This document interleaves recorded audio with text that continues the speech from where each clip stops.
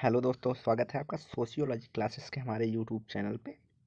तो आज हम संरचनावाद एवं प्रकारवाद से संबंधित कुछ क्वेश्चन देखेंगे, उसका भाग दो। तो आइए देखते हैं।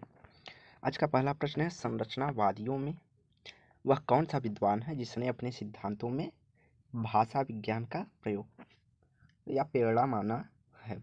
स्ट्रास, मर्टन, दुर्खीम या ब्राउन? तो इसका जो राइट आंसर हो जाएगा वह लेवी स्ट्रास थे, जिन्होंने भाषा विज्ञान को प्रेरणा मान के अपने सिद्धांत की व्याख्या की है। अगला है, स्ट्रक्चरल एंथ्रोपोलॉजी पुस्तक के लेखक कौन है? Merton, nodal, स्ट्रास, brown? तो इसका राइट आंसर हो जाएगा लेवी स्ट्रास। स्ट्रास के अनुसार सामाजिक संरचना का संबंध होता है व्यवस्था से, रूप से, प्रारूप से, क्रिया से। तो स्ट्रास जो है सामाजिक संरचना का संबंध प्रारूप से मानते हैं। अगला, सामाजिक संरचना के साथ किस अवधारणा का समावेशन होता है? क्रियावाद, संघर्षवाद, अनुक्रियावाद या प्रकारवाद? तो सामाजिक संरचना के साथ ही प्रकारवाद की अवधारणा को जोड़ा जाता है, या कहीं कहीं देखेंगे संरचना प्रकारवादी भी कहा जाता है। तो वह है। समाजशास्त्र में प्रकार शब्द का प्रयोग कब प्रारंभ हुआ है? 17वीं शताब्दी, 19वीं शताब्दी, 18वीं शताब्दी, 20वीं शताब्दी? तो इसका राइट आंसर हो जाएगा 19वीं शताब्दी में प्रकार शब्द का प्रयोग प्रारंभ हुआ। अगला है, प्रकारवादियों ने समाज की तुलना किससे की है? प्राणी से, जीवधारी से, रीतियों से, या इसमें से कोई नहीं? तो प्रकारवादियों ने समाज की तुलना प्राणी से की है, अर्थात मानव शरीर के हिसाब से उन्होंने बताया है।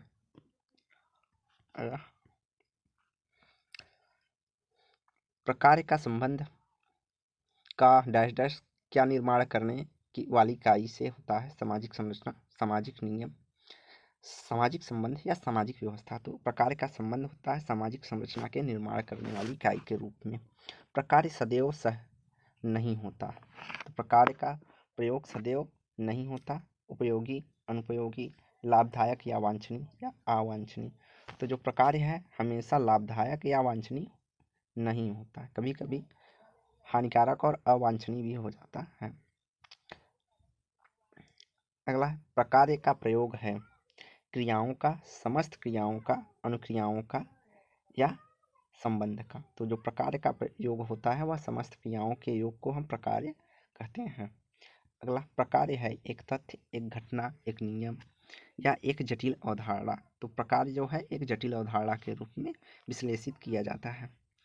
अगला, प्रकार का संबंध है इकाइयों के सकारात्मक योगदान से, इकाइयों का कार्य, इकाइयों की भूमिका या इकाइयों का निर्धारण? तो प्रकार का संबंध जो है मुख्यतः इकाइयों के सकारात्मक योगदान से लिया जाता है। अगला, प्रकारवाद के अनुसार समाज का प्रत्येक सामाजिक अंग होता है स्थान, प्रकार, अकार्य या नियम? तो प्रकारवादियों के अनुसार जो होता है वह सामाजिक अंग हमेशा प्रकार के साथ जुड़ा होता है। अगला, दुर्खीम के अनुसार प्रकार और किसी की क्या या किसकी व्यवस्था का ज्ञान है? जो दुर्खीम के अनुसार उन्होंने प्रकारवाद किसकी व्यवस्था का ज्ञान है माना है? सामाजिक गतिविधियों की, राजनीतिक गतिविधियों की, प्राणधार गतिविधियों की या नैतिक गतिविधियों की? तो इसका राइट आंसर हो जाएगा सी, प्राणधार गतिविधियों की। प्रकार प्राणधार गतिविधियों की व्यवस्था का ज्ञान होता है। अगला, दुर्खीम के अनुसार प्राणधार गतिविधियों से पता चलता है जीवों के जीवन के संबंध में, जीवों की आयु के संबंध में, जीवों की आवश्यकताओं के संबंध में या उपरोक्त में सभी। तो यहाँ दुर्खीम के अनुसार जो प्राणधार की भी गतिविधियाँ होती हैं उससे व्यक्ति को यह समझ में आता है कि जीव की आवश्यकताओं की क्या संबंध है। अगला, इकाइयों का प्रकार संस्कृति की संपूर्ण व्यवस्था में योगदान है, या कथन किसका है?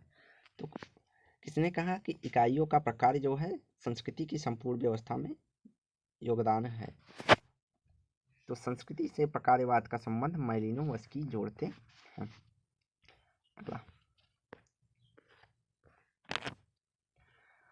प्रकार्यात्मक दृष्टिकोण अध्ययन करता है इकाइयों के रूप में, इकाइयों के योगदान व कार्यों में, इकाइयों के नीतियों में। तो जो प्रकार्यात्मक दृष्टिकोण होता है वह इकाइयों के योगदान व कार्यों का अध्ययन करता है। सर्वप्रथम प्रकार शब्द का प्रयोग किसने किया था? इमाइल दुर्खीम ने, हर्बर्ट स्पेंसर ने, मर्टन ने या नॉडेल ने? तो सर्वप्रथम प्रकार शब्द का प्रयोग किसने किया था? Herbert Spencer. Most important question. अगला, स्पेंसर किससे प्रभावित थे? तो स्पेंसर काम्टे, डार्विन, दुर्खीम या अरस्तु? तो स्पेंसर जो है डार्विन से प्रभावित थे।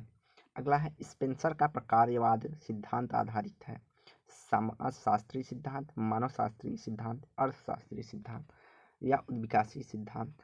तो स्पेंसर का जो प्रकारवाद है वह डार्विन के उद्विकासी सिद्धांत से संबंधित है।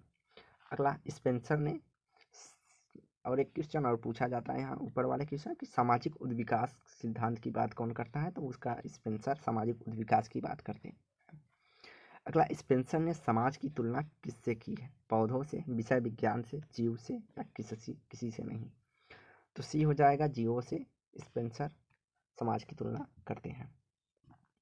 अगला है, स्पेंसर प्रमुख रूप से प्रकार का सिद्धांत वर्णित करते हैं समाज व जीव की सादृश्यता के आधार, समाज व इकाइयों की एकता के आधार पर, सी है व्यवस्था के आधार पर या नैतिक क्रियाओं के आधार पर? तो इसका राइट आंसर जो हो जाएगा ए हो जाएगा, समाज व जीव के सादृश्यता के आधार पर स्पेंसर प्रकार के सिद्धांत को वर्णित करते हैं।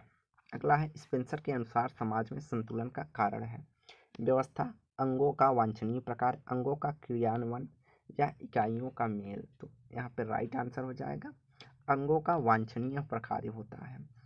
तो स्पेंसर क्या कहते हैं? सभी अंगों का अपना अपना एक जरूरी प्रकार होता है। सामाजिक तथ्य की अवधारणा दी है। सामाजिक तथ्य की अवधारणा तुर्खीम ने, मालिनोव्स्की ने, ब्राउन ने, आर के मर्टन ने। तो सामाजिक तथ्य की अवधारणा की बात करते हैं इमाइल तुर्खीम। यह भी मोस्ट इम्पॉर्टेंट है। प्रकारवाद की क्रमबद्धता की व्याख्या किस समाजशास्त्री ने की है? स्पेंसर ने, कॉम्टे ने, दुर्खीम ने, वेबर ने? तो प्रकारवाद की जो क्रमबद्धता की बात करते हैं वह तुर्खीम करते हैं। अगला, दुर्खीम का प्रकार्यात्मक दृष्टिकोण आधारित है नियमों पर, व्यवस्थाओं पर, तुलना पर, क्रिया पे? तो जो दुर्खीम का प्रकारवादी दृष्टिकोण है वह तुलनात्मक दृष्टिकोण था। अगला, समाज में श्रम विभाजन पुस्तक के लेखक कौन हैं?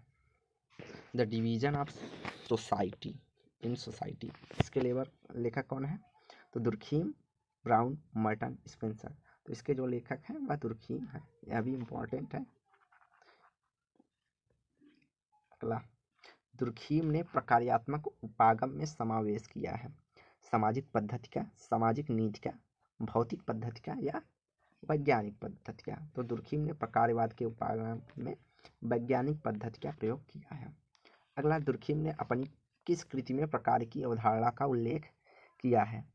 आदिम समाज में संरचना का प्रकार, समाज में श्रम विभाजन, समाजशास्त्री पद्धति के नियम या धार्मिक जीवन के प्रारंभिक प्रकार? तो इसका राइट आंसर बी हो जाएगा। तुर्खीम ने अपने कृति जो कि समाज में श्रम विभाजन, डिवीजन इन सोसाइटी, तो यह कृति जो है इसमें इन्होंने प्रकारवाद की व्याख्या की है। सामाजिक तथ्यों में निहित है बाह्यता, दबाव की सब, या ए और बी दोनों? तो जो सामाजिक तथ्यों में है बाह्यता एवं बाध्यता दोनों के गुण पाए जाते हैं। सामाजिक जीवन का लक्षण पारस्परिक लाभ एवं शांतिपूर्ण सहयोग है, न कि पारस्परिक शत्रुता व विनाश। तो यह कथन किसका है कि सामाजिक जीवन का जो लक्षण है पारस्परिक लाभ और शांतिपूर्ण सहयोग है, न कि पारस्परिक शत्रुता एवं विनाश? पार्सन, तुर्खीम, ब्रेटली, ब्राउन या मर्टन? तो इसका राइट आंसर हो जाएगा ए, पार्सन्स के अनुसार सामाजिक जीवन का लक्षण पारस्परिक लाभ एवं शांतिपूर्ण सहयोग है, न कि पारस्परिक शत्रुता एवं विनाश।